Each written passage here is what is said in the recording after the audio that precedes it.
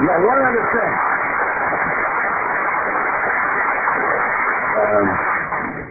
And then, of course, after this, the implantation. Right. How many eggs were implanted? Okay, we had 3 embryos developed out of these sperm. They were all implanted, and we have beautiful twin babies. We'll meet them in a moment here. We got babies all over the place here. The first ever born from this technique. The first ever born from this technique means the unique feature of this technique was the artificial invasion of the egg, wasn't it? Or is it? That's certainly unique in the last year and a half.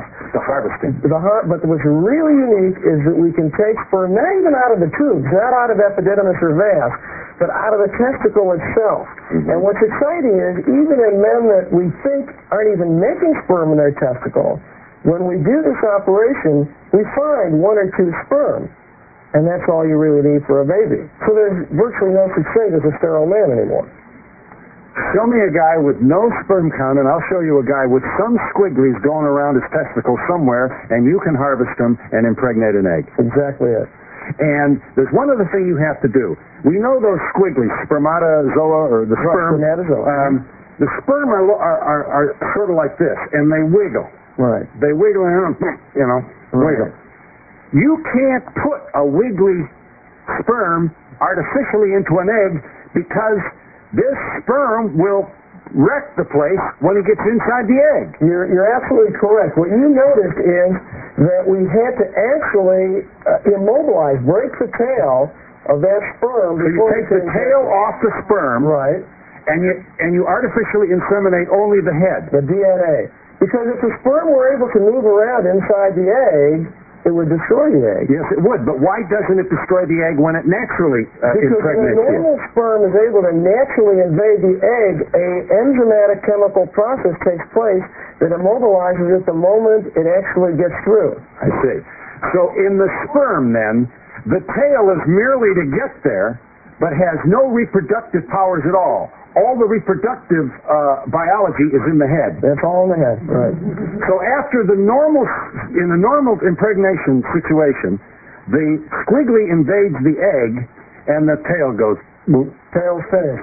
The tail is worthless. Once it's pushed that egg through, the tail has no purpose. But while you were doing this, and I don't mean because you're a highly respected guy, so don't be upset. You know, we got to think about Dr. Frankenstein here. I mean, you had to be nervous yourself. How do you know what kind of biology is going to result from this artificial intervention? Well, we had this reviewed several years ago by ethical committees, and every patient knew the risks involved, and we're happy to say that before we did Bill and Carla, we had evidence in over 1,000 cases that were carefully studied that there are no genetic defects caused by this method of fertilization. Now, after you impregnate the egg, can you do tests on that impregnated egg before you implant it in the side of her uterus, for example, to determine whether we have Tay-Sachs?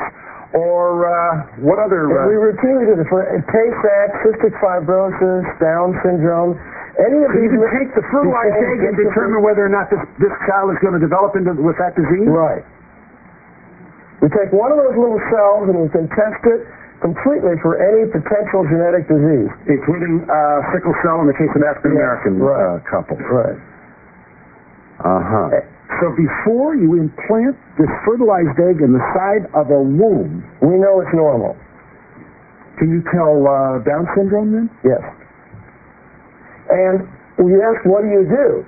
Well, we have the technology for freezing the genetically diseased eggs. I mean, these are children that would have died normally. We can freeze them and save them for a potential breakthrough in molecular biology that might occur in the future. Introducing a gene... the missing gene, right? Uh-huh. And we'll be back to let this audience ask its own questions in just a moment.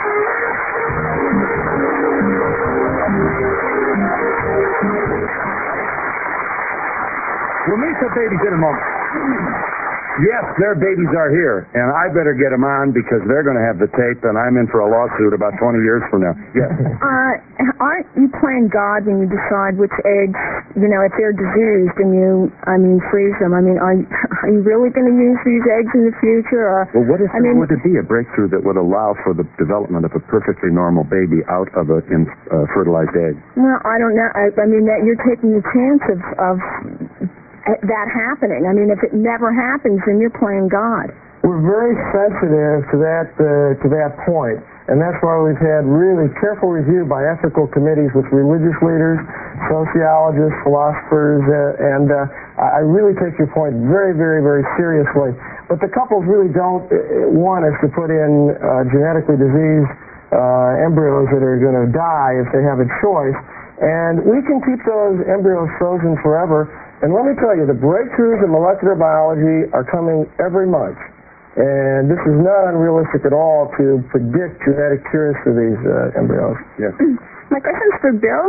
I just wanted to know, did you have any fears going into the operation, considering it's such a sensitive area? Did you have any fears? At first it bothered me, but this last surgery I had with Dr. Silber, I had less pain with it than any one I've ever had. We had waited so long that we'd do about anything. It seems like with rising medical costs today and people who have serious diseases already not getting insurance costs, who pays for this? Tell us about the insurance, briefly. Well, one of the real problems is that insurance companies are all over the place. Some of them pay, some of them don't pay, some of them pay part of the cost and not all the cost, some of them pay nothing, and it's a very, very confused problem. This technology is less expensive than the conventional technology, just like surgery. All the surgeries that Linda went through, and actually Linda's an expert on this. Maybe she should even answer that question because she studied this. The insurance companies will pay for surgeries like laparoscopies and laparotomies, but they won't pay for the advanced technologies. There's 10 states that have coverage of varying degrees, but it's a real shame for the middle-income couple because it's just not fair that some people can get some of these procedures and some can't. We need to inform our legislators and our representatives that we need to have coverage for everyone. Right. I'm sorry. I'm just saying, it's really hard. Ours didn't cover very much at all, right. Especially Bill. And as I said, it was one of the reasons why I offered, because it only added a few extra $1,000 to Linda's total cost, and yet it increased your chances substantially because the third time around, you're talking a lot of money, and so for people who have modest means and maybe only have one chance at in vitro, this might be a good option for them. And that's why you were willing to provide a 50% enhancement to the chances of a baby. Yes. And you had 2, and you had 1, and triplets born 2 different women, 2 different years. Here's the sperm that I was so valiantly trying to draw here. Sherman Silber is wearing a silver. That's it right there. And yes. Dr. Silber did this work in medical school and early on, and of course when he went into fertility, yes, they did begin to call him Sherm the sperm. I want you to meet these babies. We've got to get these babies down here. Here are Justin and Jessica. These are the babies born to a father that had no sperm count, and yes, these are his babies. There they are, right here.